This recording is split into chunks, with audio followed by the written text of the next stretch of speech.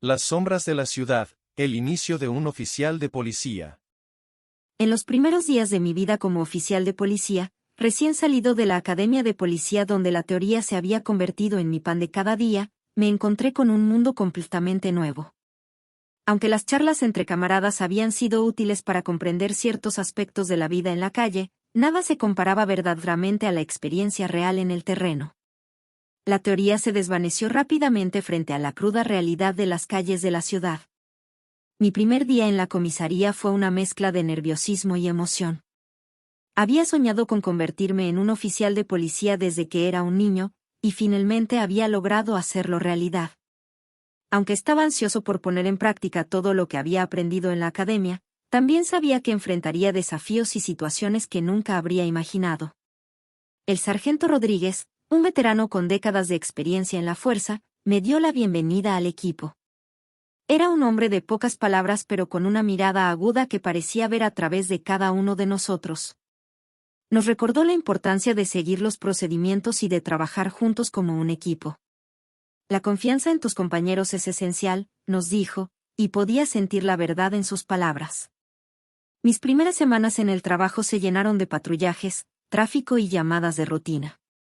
Rara vez pasaba algo fuera de lo común, y mi tiempo se dedicaba principalmente a aprender las calles de la ciudad y familiarizarme con el protocolo policial. Mi compañero, Mark, era un tipo experimentado que me enseñó mucho sobre cómo manejarse en el campo. Juntos, formamos una buena relación de trabajo, y él compartía anécdotas y consejos que no encontraría en ningún manual. Un día, mientras estábamos patrullando en el centro de la ciudad, recibimos una llamada de emergencia. Un robo a mano armada estaba en curso en una tienda de conveniencia en una de las calles principales. Marcamos el código y encendimos las sirenas mientras nos dirigíamos a toda velocidad hacia el lugar. Cuando llegamos, la tienda estaba en caos. El cajero estaba aterrado, y los clientes habían huido en todas direcciones. Dos hombres enmascarados estaban detrás del mostrador, uno de ellos sostenía una pistola. Actuamos con rapidez y cubrimos a Mark mientras él se aproximaba sigilosamente. Cuando estuvo lo suficientemente cerca, gritó a los ladrones que tiraran sus armas y se rindieran. Para mi sorpresa, uno de los ladrones obedeció inmediatamente y arrojó su arma al suelo. Pero el otro parecía desafiante y se negaba a soltar la suya. Mark y yo mantuvimos la calma, y después de unos minutos de negociación, el segundo ladrón finalmente cedió y tiró su arma al suelo. Arrestamos a los dos individuos y los llevamos a la comisaría. La adrenalina aún corría por mis venas mientras llenaba los informes necesarios. Había vivido mi primer enfrentamiento real con el crimen, y a pesar de la tensión, me sentía satisfecho de haber seguido los procedimientos y haber resuelto la situación sin violencia. Los ladrones, que más tarde descubrimos que eran conocidos por la policía por sus antecedentes criminales, enfrentarían cargos por robo a mano armada. Pero lo que hizo que este caso fuera diferente de los demás fue el hecho de que insistieron en que estaban huyendo de algo mucho más aterrador que la policía. Durante el interrogatorio, uno de los ladrones, cuyo nombre era Danny, finalmente rompió y comenzó a contar una historia increíble. Según él, habían estado involucrados en una operación de tráfico de drogas para una peligrosa banda criminal conocida como Los Fantasmas. Habían decidido robar la tienda para obtener dinero y huir de la ciudad antes de que los fantasmas los encontraran. Sus afirmaciones sonaron descabelladas, pero Danny estaba visiblemente asustado. Hablaba de la banda como si fueran seres sobrenaturales, invisibles y omnipresentes. Mencionó que habían visto sombras acechando en las sombras, susurros en la noche y habían sido testigos de accidentes inexplicables que involucraban a miembros de la banda. Parecía convencido de que los fantasmas eran algo más que criminales comunes.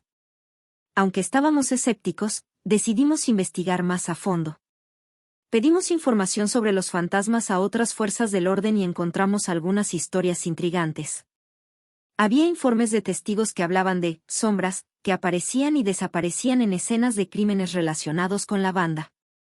También había rumores de que los fantasmas estaban involucrados en actividades ocultas y rituales siniestros. Mark y yo decidimos hacer un seguimiento de la banda y obtener más información. Infiltramos a un informante en su red y comenzamos a recibir detalles sobre sus operaciones.